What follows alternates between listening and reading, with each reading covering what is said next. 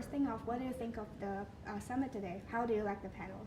I think the summit has gone phenomenally well. I mean, I was here last year, and to come back to Hong Kong with Hong Kong fully reopened, the energy levels, I mean, the content, I think the gathering is, I mean, it's sending a strong message to the world, right? So I think it's been a really good day, really good day. So what's the best quote, the best remark you've heard today? The best remark today has been, I would say, the previous panelist. I think that was pretty interesting in terms of the macroeconomy. I mean, just thinking about the forward-looking factors, thinking about private markets, deep banking organizations. I would say, you know, some of those trends coming through, I think, are quite impactful. People are all coming here in the city to kind of explore the investment opportunities in China, right?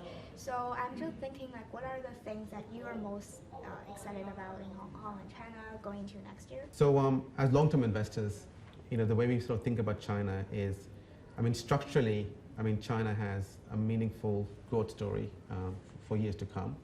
I mean, obviously, we've kind of experienced some volatility, some short-term volatility in the marketplace. But as bottom-up stock pickers, having an ear to the ground in China, you know, we obviously build up and pick up better information and understanding the China dynamics longer term. Second thing as well is, you know, what gets us really excited is about the valuations today. When you think about the valuation in China, and look at the PEs, you know, price to book, it's exhibiting a lot of cheapness right now. And cheapness means that as stock pickers, builds better entry points for us to capitalize on a position today, you know, for years to come. And when you think about China and when it comes to about innovation in China, I mean, the production, the dependency of China globally in terms of supply chain, that is still there. Some of the best EV cars are coming out of China. You know, think of solar panels, you know, all the kind of different sectors of what China is producing. I mean, those are meaningful contributions globally. So, you know, you just got promoted as a head of APAC. So what's your vision for the region's future, and how is Franklin positioned to tap that potential? Sure. So maybe I'll tackle the question two ways. I mean, the first thing is perhaps just looking at the growth dynamics across Asia Pacific. I mean, you look at markets across Asia Pacific, a couple of things. First thing is the trends are not synchronized. I mean, I think every Asian country has a different growth factor that's going through. But overall, I would say it's expansionary.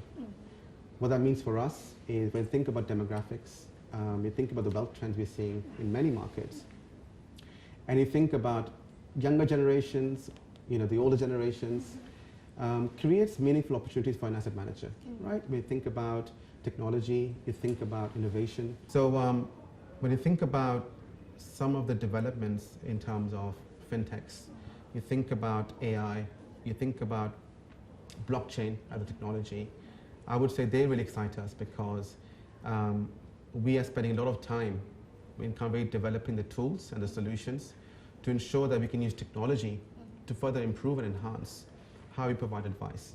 The second thing I would say as well is when you think about private market solutions, they get us very, very excited. Now, imagine how you can kind of blend public and private market solutions, provide technology to provide clients access in a different way. And third thing I'll also say is that when you think about the investors, the newer trend we're seeing is that advice is getting very cheap, but innovation, I would say, is going to give you the cutting edge, which means that as an asset manager, we have to kind of really cater for clients quite differently. And now we can kind of build in technology, wealth solutions, and provide clients access to ideas that they could never access before. That kind of gets us very excited.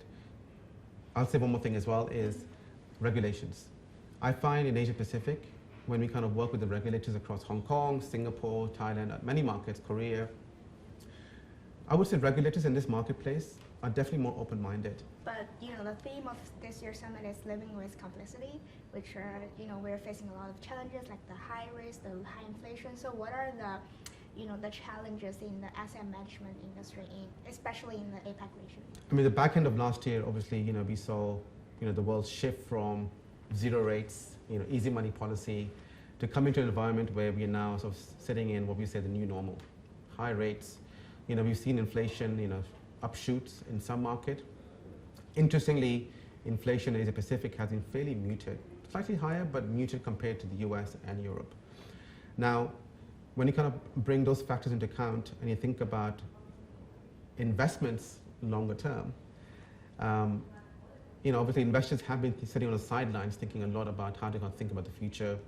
And when short-term rates are at 5%, means that we kind of have to really kind of work with clients to help them understand that staying invested longer term is important, being disciplined in your investment decisions, and using the right toolkits through technology